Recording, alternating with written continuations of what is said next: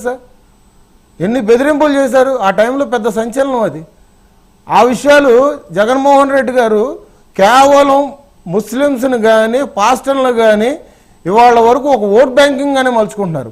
అంతెందుకు, జగన్మోహన్ రెడ్డి గారు హయాంలో దాదాపు 30,000 మంది పైచీలకు పాస్టర్లు ఉన్నారు ఆంధ్ర రాష్ట్ర వ్యాప్తంగా. కానీ వాళ్ళల్లో కేవలం ఆయన చేసింది 25% నుంచి 30% మందికే ఆయన గౌరవ వేతనాలు ఇచ్చాడు. అది కాదని చెప్పమనండి. పూర్తి న్యాయం ఎవరికి చేశాడు? ఇవాళ రోజున వైసీపీ నాయకులు దీన్ని చంద్రబాబు నాయుడు గారిని, లోకేష్ గారిని కేవలం ఇది ఓట్ బ్యాంకింగ్ మలుచుకోవడానికి అని చెప్పేసి ఏ విధంగా మాట్లాడుతున్నారు. ఇట్లాంటివన్నీ చూసుకుంటే సార్ 2014 రాష్ట్రం విడిపోయిన తర్వాత 2014 నుంచి కానీ అంతకుముందు ఉమ్మడి రాజధాని హైదరాబాద్లో కానీ చంద్రబాబు నాయుడు గారు ముస్లిం సోదరుల కోసం చేసిన అభివృద్ధి పనులు అనేది ఒకసారి కళ్ళు తెరిచి చూడాలి. కళ్ళు తెరిచి చూస్తే హజ్ యాత్ర కోసం కానీ లేదంటే జెరూసలేం విషయంలో కానీ ఆయన చేసిన పనులు ఒకసారి చూసుకుంటా ఉండంటే అవే జగన్మోహన్ రెడ్డి గారు నేను ఇస్తానని చెప్పేసి చంద్రబాబు నాయుడు ఇవ్వలేదని చెప్పి మాట్లాడి అయ్యే ఇస్తానని చెప్పి అటు కూడా మాటలు తప్పిన పరిస్థితి. అంటే ఇప్పుడు గత ప్రభుత్వ పాలనకు ప్రస్తుతం కూటమి సర్కార్ తీసుకున్న నిర్ణయాలకు ఇప్పుడు ఒక ముస్లిం సోదరులకు కావచ్చు లేదా క్రిస్టియన్ సోదరులకు కావచ్చు మీరు తీసుకొచ్చిన మార్పులు ఏంటి, మీరు తీసుకుంటున్న చర్యలు ఏంటి? అదే సార్ మేము అంటుంది, వాళ్ళ హయాంలో కనీసం కార్పొరేషన్ లోన్లు కూడా ఇచ్చిన పాపం లేదు. ఎందుకంటే పాస్టర్లకేమో 100 నుంచి 200 కోట్ల వరకు ఇస్తానన్నారు, ముస్లిం సోదరులకేమో 200 నుంచి 300 కోట్ల వరకు కార్పొరేషన్లు ఇస్తానన్నారు.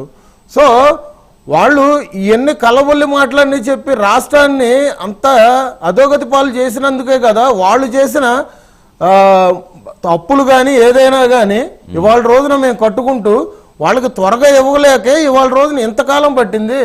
ఇప్పటి వరకు మేము ఇచ్చుకుంటూ వస్తున్నాం. పథకాలను ఎప్పుడైతే మనం పక్కన పెట్టి ప్రజల పక్షాన మనం మాట్లాడినా కానీ ఎప్పుడైనా కానీ వ్యతిరేకత వస్తుంది సార్. ఆ వ్యతిరేకత కూటమి ప్రభుత్వం మేము ఎప్పుడు కూడా మేము తీసుకోం. పథకాలు మేము అవలంబించి మేము ఆ పథకాలను కంటిన్యూ చేస్తూనే ప్రజల పక్షాన ఉంటాం.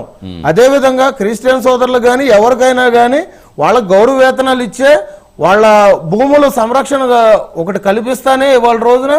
అదేవిధంగా వక్ఫ్ భూమి ఉంటుంది, చర్చిలు సంబంధించిన భూములు కొన్ని డిస్ప్యూట్లో ఉంటాయి, అటువన్నీ కూడా మొత్తం క్లియరెన్స్ చేస్తాం. ఆల్రెడీ లోకేష్ గారు ఇచ్చిన దాని ప్రకారంగా ఎలక్షన్ అయిన తర్వాత కొన్ని చర్చి భూములు కూడా సంరక్షణ పెట్టారు ఆయన. ఇట్లాంటివన్నీ చూసుకుంటా ఉండంటే కూటమి ప్రభుత్వం వచ్చిన తర్వాత జగన్మోహన్ రెడ్డి గారి హయాం కన్నా ఇప్పుడు ప్రజెంట్ ఒక మంచి బాటలో నడుస్తుందని చెప్పేసి మేము చెప్తున్నాం. రైట్. కనకారావు గారు, ఇప్పుడు మీరు అప్పట్లో మీరు ఎన్ని హామీలు ఇచ్చారు, ఎన్ని కోట్లు విడుదల చేస్తామని ఎంతమందికి మీరు కార్పొరేషన్ చైర్మన్గా మైనారిటీ సోదరులకు క్రిస్టియన్ సోదరులకు చెప్పారు, కానీ ఎక్కడ ఏది అమలు చేస్తున్న సందర్భం అయితే కనిపించట్లేదు. ఇప్పుడు వీళ్ళు తీసుకుంటుంటే మళ్ళీ ఒక ఓటు బ్యాంకుగా మీరు ఎలా చూస్తారు? అర్థమైంది, సోదరులు చెప్పిన అర్థమవుతుంది. నేను స్పష్టంగా చెబుతానండి, ఈ రోజు జగన్మోహన్ రెడ్డి గారి ఆధ్వర్యంలో ముస్లిం సోదరులతో ఇఫ్తార్ విందుగా ఉంది కాబట్టి వారు ఏదో మాట్లాడతారు కాబట్టి దాన్ని దాటేయడం కోసమే చంద్రబాబు నాయుడు గారు దాదాపు సంవత్సరం నుంచి ఆపరేటివ్ నిధుల్ని ఇవ్వటం జరిగింది.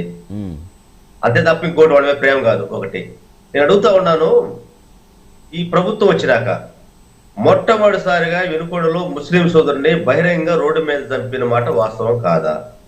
రెండోది, దాదాపు 15 సంవత్సరాల క్రితం ఒక అయేషా మీర అమ్మాయిని రేప్ చేస్తే చివరికి మన సిబిఐ దాంట్లో ఏం లేదు ఉంటుంది అని చెప్పేసి తెలిసినాక మీరు తిరుపతి రోడ్డు మీద సిబిఐ రిపోర్ట్ చెప్పిన దాని మీద మీరు కమిషన్ వేశారు కదా, అట్లాగే మీరు అయేషా మీర కేసు ఏదైతే ఉందో దాని మీద మీరు ఎందుకు ఒక రిటైర్డ్